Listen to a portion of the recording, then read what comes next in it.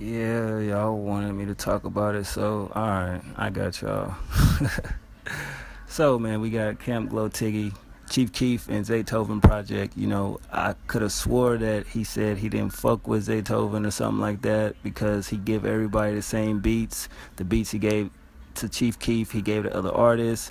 Then he said that this project is scrapped, you know what I mean? Then he gonna retire. It's like, I didn't know what the fuck to expect. So, from what I'm understanding, these are all new songs, unreleased songs. It's 18 of them.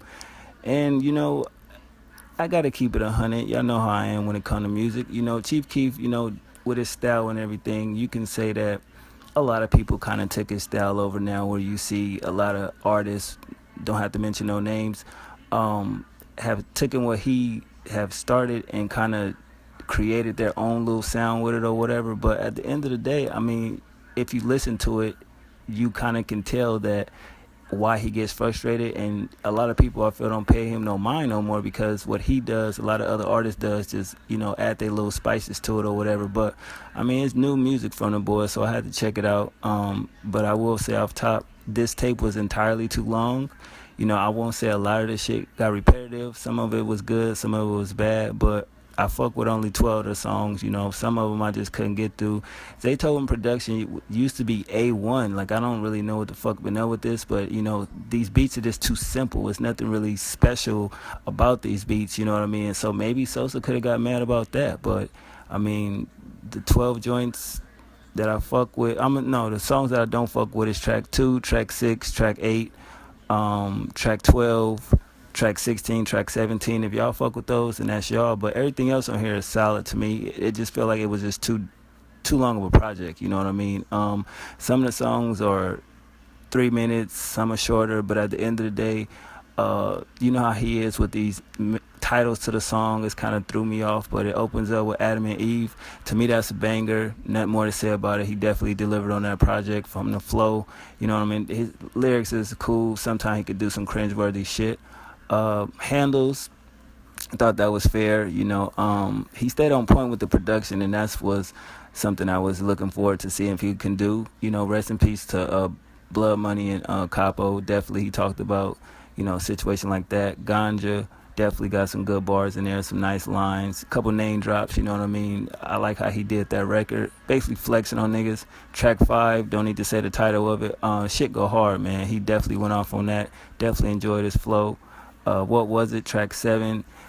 It's light auto-tune, which is good, but I definitely like the melody of it. I definitely like his flow and the lyrics and his delivery. Thought that was pretty fair. Getting into track 9, What Up? Definitely, it was funny when a nigga said he wanted to be in Scary Movie 6. Then he got the Scary Movie excerpt at the start of the shit, which was too fucking long. They should have cut that shit short as fuck. You know what I mean? But it was a funny song, funny hook. It is what it is. Getting into track 10, Fat. Definitely a catchy song. His flow was very clear and coherent. Lyrics was decent. And yet again, a funny hook, and I was rolling off that shit. For real. Call Me, 11, track 11. I fuck with it, you know what I mean? Flexing on niggas, basically, is what he talking about. Money talking, shit like that. Beethoven, didn't know what to expect from it, but he spoke on his uncle. That shit slap. Period, point blank. Good hook, nice flow.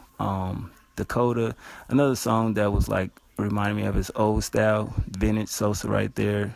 Shit go hard, but you gotta listen closely though. You gotta really pay attention to what he's saying. Shit go hard. Track 15, Opponent, kind of remind me of the 3 6 Mafia influence a little bit. He went crazy on that shit, but if you listen to like the middle of the record, you definitely get what I'm saying about 3 6 Mafia influence.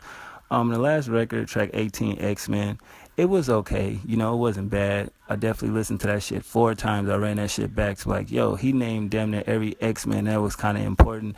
And if you're a 90s kid, you definitely should like that song. And what I mean by 90s kid, you was born in the 80s, grew up in the 90s, because that was definitely a cartoon, that you listened to. I mean, you watched, along with Spider-Man and shit like that. So anybody that was born from like 95 and on, no disrespect, but that kind of wasn't your era of cartoons, you dig? At least not the first couple of seasons.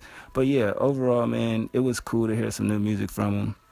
I just feel like he could have kept this shit at 12 songs.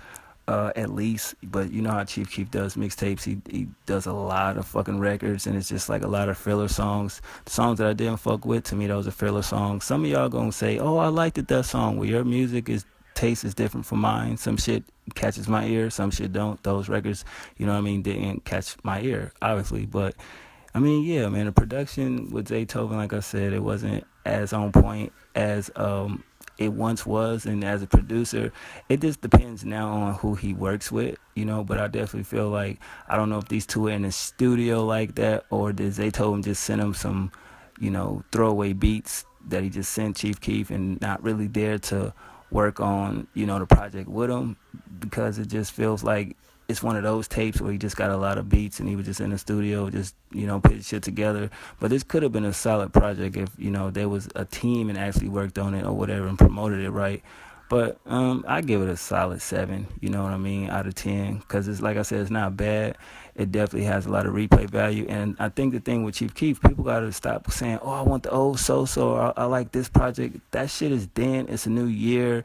If he's really going to take this music shit serious, he definitely has to focus on now and put out music, develop a new flow, develop a new sound, and just try different things. I respect it because it's not really just the Young Chop production or DP on the beats. He actually tries something different, even though I see that him and what's that fat nigga name, Young Chop, about to get back in the studio together. But that, you have to come with something new, and I feel like this is a step in the right direction for Chief Keef.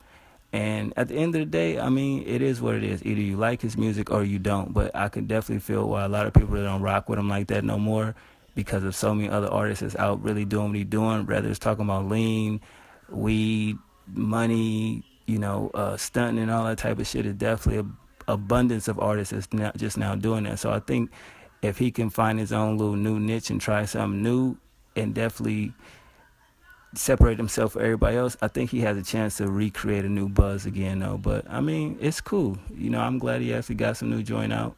I think he should have put it on iTunes, put it up for sale and shit like that. But yet again, a label situation, and him and Soulja Boy is now on the same label, and that's pretty weird because Ball Out got that chain still. All right, y'all, I'm out. One.